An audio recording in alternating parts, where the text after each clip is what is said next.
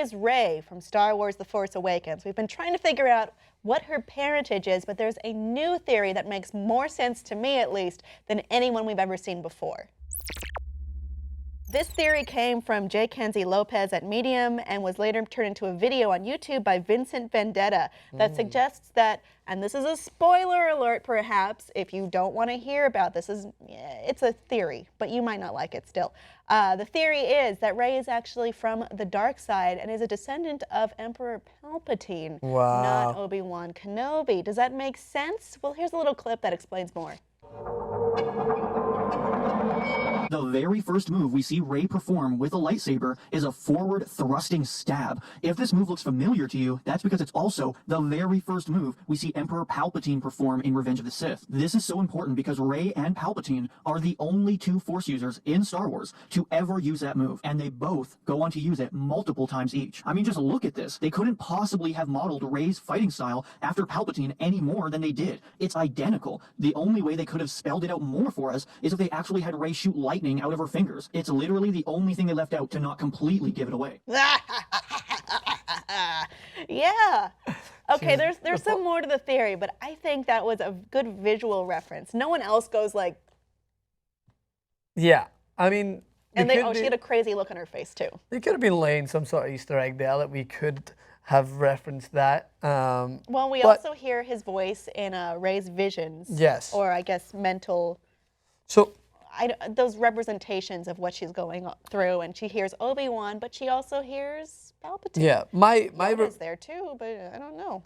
I like the part where they're saying that because Palpatine and Rey have English accents, that implies a connection to the dark side. But then again, they said, oh, most of the characters with British accents. So in this theory, can we please differentiate between them both? British accent, as I've stated many a times, there's no such thing. Because if you have a British accent, it means we've got part Scottish, part Northern Irish, part Welsh, and part English in your accent, and I haven't heard that yet, unless you're some sort of pikey. I think people get confused, and I'm guilty of this myself. So between Great Britain, the UK, and England. Well, it's just basically people will allude to British accent as English accent, right? And then they're like, oh, well, Obi-Wan Kenobi is the exception. That's because he's got a Scottish accent, and British accent isn't Ewan McGregor playing Obi-Wan Kenobi. Aren't Scottish people evil too? They're not evil. See? Oh. Obi-Wan. So you're therefore referencing that the English, people with English accents are more often than not evil, and those with Scottish accents are usually the good guys. Mon Mothma is an exception, though. Yes. She is a good person. Yes, exactly. So we think until Rogue One. Maybe. Which she is in.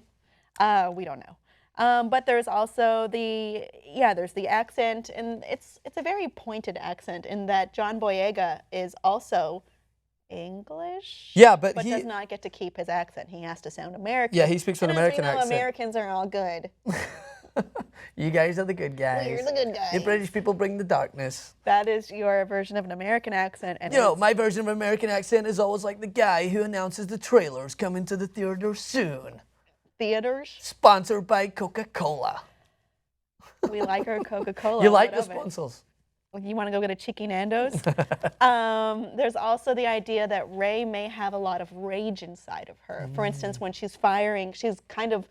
I saw it more as like she's struggling and she's a little bit desperate when she's firing this blaster she found at a stormtrooper. And there's also the moment where she's reading Kylo Ren's thoughts and seems to be taking joy in what he finds to be kind of disgraceful about himself, which is, I'm not as strong as Darth Vader. Well, you could say that about her fighting scenes as well. She always, like, when I noticed in the movies, that she looks aggressive in her ability to not just defend herself, but to cause harm as well. When you think about, when you go back to that initial move and the thrusting to try and, it's like you're causing damage. You're not, like, because oftentimes when you're portraying good characters in any sort of movie, they're trying to defend themselves first and try to counteract the evil that they're fighting against, so that they don't immediately give off the idea that I want to kill you. Whereas when you're looking at that move in particular, that's to do some damage. So, I mean, that could just be her fighting style. I just saw it as like she's kind of desperate and fierce. Yeah. She's new to all of this. Yeah. She thought she was no one before.